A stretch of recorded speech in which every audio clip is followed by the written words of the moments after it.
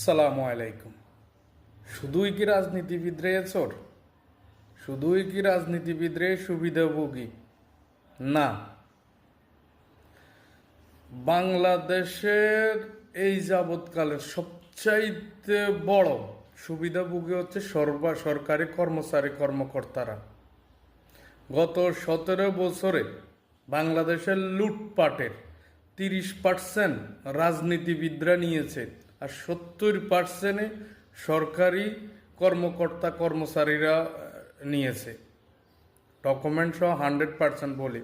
এটার কারণ হচ্ছে, একজন উপজেলা চেয়ারম্যান যদি কোনো কিছু চুরি করিয়া থাকে, তাহলে উপজেলা কর্মকর্তাকে দেখে নাই, নিশ্চয়ই উপজেলা কর্মকর্তা এটার ভোগ সমান ভাগ পাওয়ার কারণেই সে এটা নিয়ে প্রতিবাদ করে নাই। জেলার এমপিদের তো কোনো ক্ষমতাই ছিল না, সব ক্ষমতা